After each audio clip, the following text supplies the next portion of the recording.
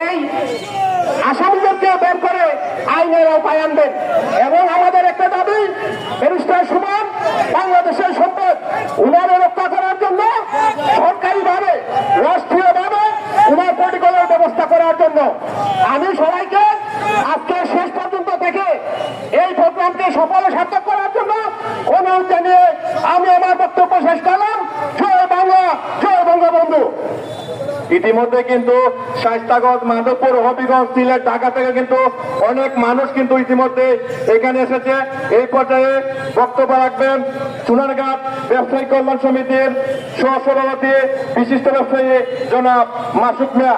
ওনাকে বক্তব্য রাখার জন্য অনুরোধ করছি। বিসমিল্লাহির রহমানির রহিম। আজকের এই মানববন্ধনের সম্মানিত সভাপতি, উপস্থিত আছেন সর্বস্তরের জনতা, সকলের প্রতি আমার সালাম, আসসালামু আলাইকুম। হিন্দু ভাইদের প্রতি আদাব। আমি শুরুতেই সকলের অবগতির জন্য একটা কথা বলতেছি, যারা এখানে প্রবীণ উপস্থিত আছেন, বাংলাদেশ যখন স্বাধীন হয়েছিল আমাদের শেখ মুজিবুর রহমানের ডাকি হয়েছিল, আপনারা সবাই জানেন। কিন্তু বাংলাদেশ স্বাধীন হওয়ার পরে আজকে এই পর্যন্ত বাংলাদেশে ব্যারিস্টার সুমনের মতো দ্বিতীয় আর কোন জনগণ বাংলাদেশে সৃষ্টি হয় না।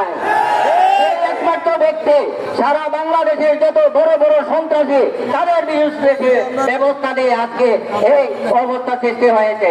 আজকে কার এত বড় সাহস, যার এত বড় সাহস যে কিলার নিয়োগ করে আমাদের দেশের রক্ত, আমাদের চুনারঘাট মাধবপুরের রক্ত, তাকে হত্যা করার পরিকল্পনা করেছে এবং কিলার নিয়োগ করেছে। এইটা শোনার পর থেকে আমাদের চুনারঘাটের জনতা নয়, সারা বাংলাদেশের জনতা অপেক্ষায় আছে যে যদি এটার এই তো ব্যবস্থা না করা হয়, অনতি বিলম্বে যদি যারা এটার এই উদ্যোগ নিয়েছে এবং যারা কিলার নিয়োগ দিয়েছে তাদেরকে আইনের আওতায় না দেওয়া হয়, তাহলে আজকে কি দেখেছেন আন্দোলন মাত্র শুরু হয়েছে, সারা বাংলাদেশে একসাথে আন্দোলন শুরু হবে। রাস্তাঘাট, হাট বাজার, কল কারখানা সব বন্ধ করে জনতা রাস্তায় নেমে আসবে যদি এটার ব্যবস্থা না নেওয়া হয়।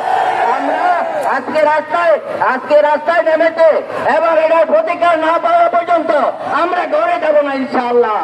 এবং আমরা এটাও বলতেছি, ব্যারিস্টার সে যেখানে যায় আরেকটা ব্যারিস্টার পয়দা করার জন্য সে এইভাবে উদ্যোগ নেয়। আজকে যদি ব্যারিস্টার মারা যায়, যেমন আমাদের বাজারের সভাপতি আজকে নাই, উনি মারা গেছেন, কিন্তু আজকে 7 বছর হয় এখনো আমরা কোনো বিচার পাই নাই। যদি আজকে তাকে এইভাবে হত্যা করা হয়, পরে আমরা কি পাবো?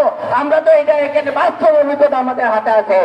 আমরা এটাও বলবো, যাতে ব্যারিস্টার সুমনের কিছু হলে চলবে আগুন গড়ে করে আমরা সারা বিশ্বে হয়ে যাবো ইনশাআল্লাহ। আমরা সব কিছু অবগত হয়েছে ইনশাআল্লাহ। আমি সকলকে ধন্যবাদ দিয়ে আজকের বক্তব্য শেষ করছি। ধন্যবাদ সকলকে।